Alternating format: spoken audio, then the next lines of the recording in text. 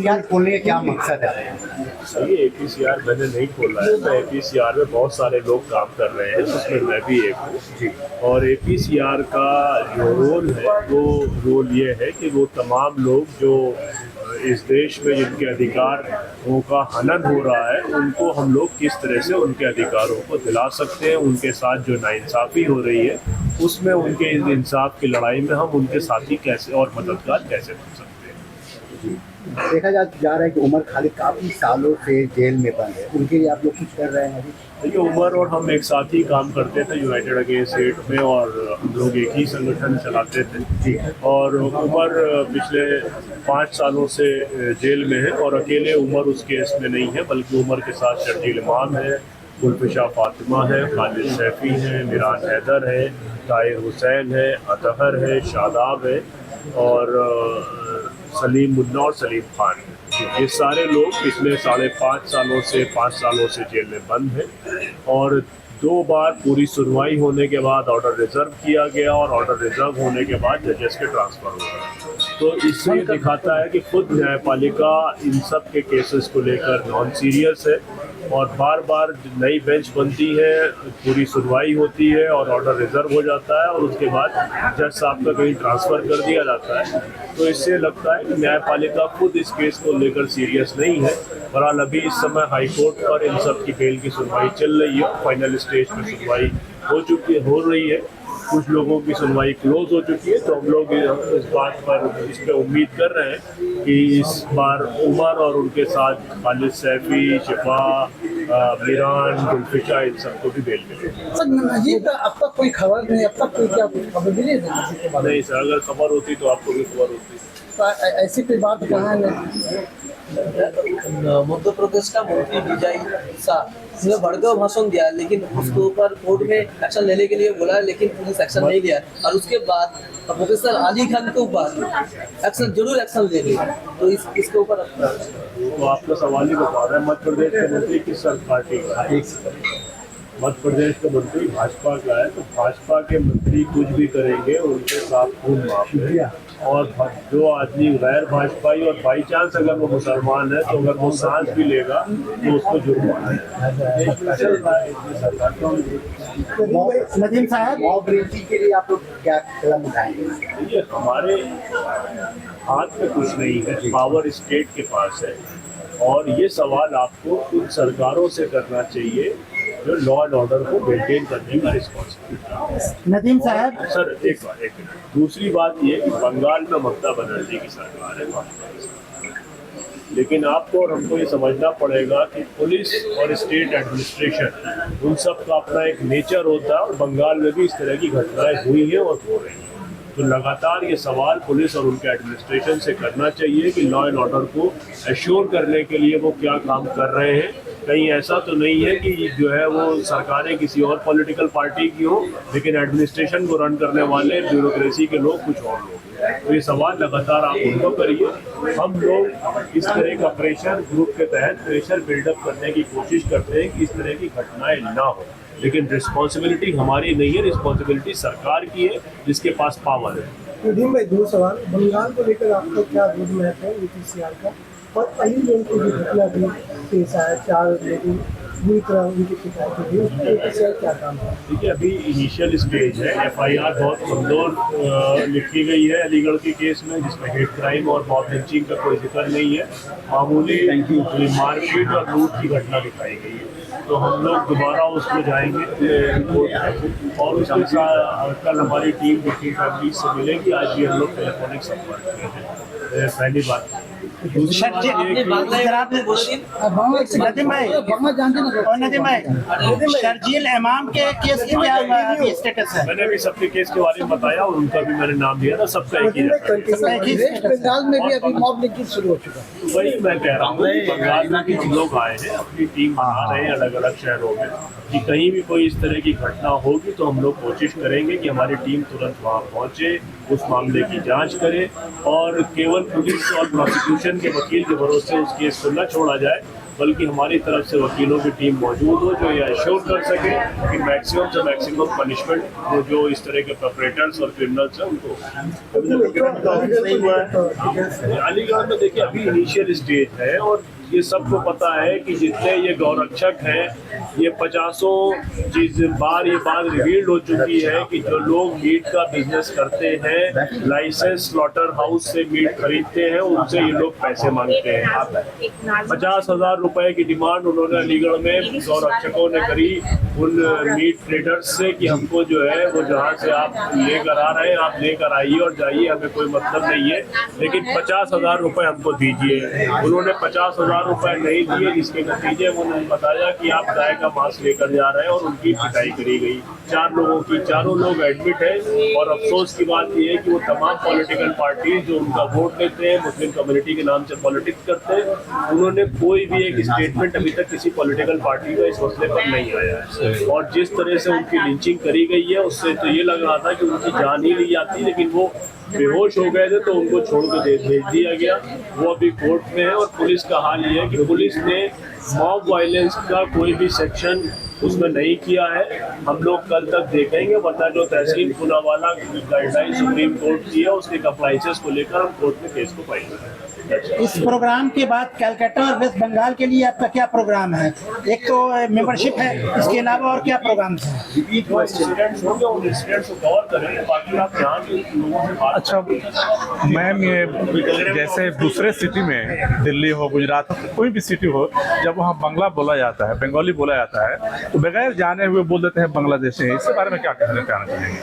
देखिए, আমি প্রথমেই বলেছি যে বাক স্বাধীনতা সবার আছে, সবার যে যার অধিকার আছে বলার তার কথা সে বলেছে, কিন্তু তার বিরুদ্ধে যে আইনত ব্যবস্থা নেওয়া দরকার সেগুলো এই অর্গানাইজেশনের যত আছে, যত অ্যাডভোকেট আছে সবাই মিলে যা প্রসিডিওর করবেন, যা প্রসিড করবেন আমরা সেইভাবেই কোর্টের সামনে তুলে ধরবো এবং সুপ্রিম কোর্টেও এই জিনিসটাকে নিয়ে আমরা তুলে ধরবো। এবং সুপ্রিম কোর্ট সবথেকে বড় সুপ্রিমো, কিন্তু ওখানে কিন্তু একটা জিনিস এই নয়, আমি নিজে আজকের দিনে দাঁড়িয়ে যখন উত্তরপ্রদেশে বুলডোজার দিয়ে মসজিদ মাদ্রাসা সব ভাঙা হচ্ছে, তার মানে এই নয় যে সুপ্রিম কোর্ট শুধু মসজিদ মাদ্রাসা সাপোর্ট করছে। আমিও নিজেই মামলা করেছি, এলাহাবাদ হাইকোর্ট থেকে মামলা করেছি, সেখানে গুরুদাম মন্দিরের ভাঙার অর্ডার আমার কাছে আছে। সুপ্রিম কোর্ট অর্ডার দিয়েছে, কিন্তু সেই সুপ্রিম কোর্টের অর্ডারের মান্যতা দিয়ে যখন ভাঙার সিস্টেম আসে তখন ডিএম চেঞ্জ হয়ে যায়, তখন আর ভাঙা হয় না। কিন্তু এটা কি হয়, মুসলিমদের উপরে কি হয়, কোনো রকম অর্ডার না থাকে, মানে ডাইরেক্টলি দিয়ে দিচ্ছে এবং আমাদের বাংলাদেশি বলে তকমা লাগিয়ে দিয়ে চুপ করে যাচ্ছে। আমরা বাংলাদেশি, আমরা বাংলাদেশ থেকে এসেছি। तो मैम, ये जो बंगाल के लोग हैं, वेस्ट बंगाल के लोग हैं, उनको बांग्लादेशी कह के मार दिया जा रहा है या उनको टॉर्चर किया जा रहा है, तो ये तो गवर्नमेंट के भी আমাদের কাছে এইরকম কোনো রকম ইনফরমেশন যদি আসে আমরা প্রথমে ইনভেস্টিগেশন করব যে ও বাংলাদেশি কিনা বাঙালি। যদি বাঙালি হয় তার উপরে আমরা অ্যাকশন নেব। আমরা সেটাই এই অর্গানাইজেশনের মাধ্যমে যারা অ্যাডভোকেট, আমরা রেকর্ডেড অ্যাডভোকেট, আমরা সেই অ্যাডভোকেটরা কোর্টে অ্যাপিল করব। আমরা সুবিচার পাওয়ার আশায় আমরা আইনের মাধ্যমে आवाज बनी हुई है। पीसीआर चाहे वो हथरस का मामला हो, चाहे वो हरियाणा में मॉब लिंचिंग का मामला हो, या फिर बुलडोजर वाला मामला पूरे यूपी में जो चल रहा है, चाहे वो मामला हो, चाहे बंगाल में मुर्शिदाबाद में जो दंगे हुए वो मामला हो, कहीं भी कुछ भी हो रहा है तो पीसीआर फौरन ग्राउंड रियलिटी जानने के लिए अपनी टीम भेज रही है। पीसीआर जो है ग्राउंड रिपोर्ट तैयार करवा रही है और जिन लोगों को लीगल सपोर्ट की जरूरत है, जो मजलूम हजरात हैं, चाहे वो दिल्ली का दंगा ही क्यों ना हो, जो मजलूम हजरात हैं उन लोगों को जो लीगल सपोर्ट की जरूरत है, तो पीसीआर अपनी टीम के जरिए उनको लीगल सपोर्ट दे रही है, चाहे वो डिस्ट्रिक्ट कोर्ट में हो, हाई कोर्ट में हो या फिर सुप्रीम कोर्ट में हो।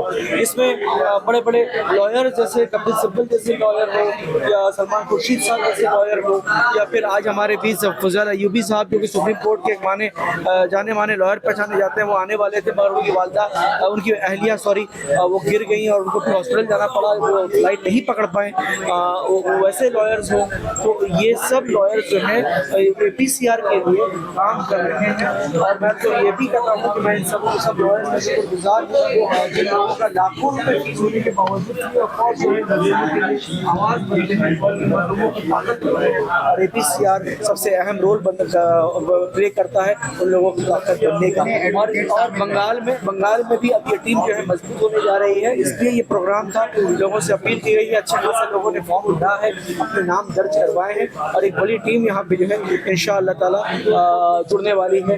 एडवोकेट मुस्लिमा खातून जो हमारे बीच आज मौजूद थी वो जुड़ चुकी हैं। एडवोकेट तारिक कसीमुद्दीन साहब ने कहा है कि कभी भी कुछ भी, वो हाईकोर्ट के एक जाने माने वकील हैं और उन्होंने कहा है कि कभी भी मुझे आप आवाज़ देंगे तो मैं हाजिर रहूँगा और फ्री ऑफ कॉस्ट जो है किसी मजलूम के लिए केस लड़ना हो तो मैं लड़ूंगा इंशाअल्लाह ताला। तो मैं उम्मीद करता हूँ कि बंगाल में भी एक मजबूत टीम जो है वो तैयार होने जा रही है। और जिस तरह से बीजेपी की आंख जो है बंगाल पे गड़ी हुई है और जिस तरह से बीजेपी यहाँ पे मॉब लिंचिंग्स हो या दंगा हो या सिर्फ जिस तरह से यहाँ के माहौल जो है पीस का माहौल बर्बाद करने की कोशिश कर रही है, तो ये APCR की कोशिश रहेगी कि उनको नाकामयाब करे। APCR में सिर्फ एडवोकेट है कि और भी कोई? नहीं, APCR में सिर्फ एडवोकेट नहीं, APCR में कोई भी लोग जुड़ सकते हैं, जो सोशल एक्टिविस्ट भी हों वो भी जुड़ सकते हैं, या ऐसे कोई जो ग्राउंड के रिपोर्ट्स को तैयार करना पड़े। मान लीजिए कि अगर आज मुर्शिदाबाद में आज कोई मामला होता है तो मुर्शिदाबाद के लोग भी जुड़ सकते हैं, जो वहाँ के फैक्ट फाइंडिंग रिपोर्ट तैयार करने में हमारी मदद कर सकते हैं APCR के। सर, सामाजिक तौर से बहुत से मजलूम होते हैं, उनके साथ परेशानियाँ होती है, क्या ऐसे मजलूमों के साथ भी APCR मदद करेगी? एकदम, APCR का काम ही यही है, इन मजलूमों के साथ देने का। आपको मैं बता दूं कि ऐसे भी बहुत सारे काम कर रही है APCR की। बहुत सारे जेल में बहुत सारे लोग ऐसे पड़े हुए हैं जो सिर्फ गुर्बत की वजह से उनकी बेल हो चुकी है मगर बेल बॉन्ड भी नहीं भर पा रहे हैं, क्योंकि बेल बॉन्ड भरने के लिए 500,000 रुपये, 2,000 रुपये, 5,000 जो भी देना है वो देने के लिए भी उनके पास पैसे नहीं। तो उसके लिए भी APCR काम कर रही है और बंगाल में भी अब वो काम होगा। टाउन के लोगों से क्या टाउन के फंड कहाँ से आएगा? टाउन के अब हम लोगों ने ऑलरेडी आज प्रोग्राम के वक्त जो है ये अपील किया है लोगों से कि APCR को आप लोग मजबूत करें फंड देकर। और मैं आप लोगों के चैनल के जरिए भी है लोगों से जो है, बहुत से लोग ऐसे होते हैं ना कि वो कुछ कर नहीं सकते, कम से कम इतना तो कर सकते हैं कि वो फंड के जरिए जो है वो साथ दे सकते हैं। तो उस खुसूसन उन लोगों से मेरी गुजारिश है कि आप लोग हम लोगों के साथ दे सकते हैं, APCR का साथ दे सकते हैं। अभी जवाब भी दिया है, 18 लोग जुए पिए में डाले गए थे। और जाहिर सी बात है, जब आप ये सवाल कर रही हैं तो आपको ये भी पता होगा कि जुए पिए का जो कानून है उसमें बेल का कोई प्रोविजन नहीं। मैं और उमर खालिद एक साथ काम करते थे, मैंने दुनिया के लोगों की बेल करा दी, मैं उमर खालिद और खालिद सैफी की बेल नहीं करा सकता क्योंकि कानून ऐसा है। 2 बार मैंने आपको बताया कि पूरी सुनवाई होने के बाद जजेस के ट्रांसफ़र हो गए, 1.5 साल ऑर्डर रिजर्व रहा। तो इससे दिखाता है कि न्यायपालिका किसी प्रेशर में है या न्यायपालिका इस पर कुछ करना नहीं चाहती। अभी सुनवाई चल रही है, हाई कोर्ट में फाइनल स्टेज पे बेल पे सुनवाई है, इसलिए मैं फर्दर स्टेज पर। अच्छा, आज आप APCR के प्रोग्राम में आपने अटेंड किया, इसके बारे में क्या कहना चाहेंगे आप? नहीं, मैंने अटेंड किया, आके सारा प्रोग्राम देखा। सबसे पहले तो आपके मीडिया वालों को मेरी तरफ से नमस्कार।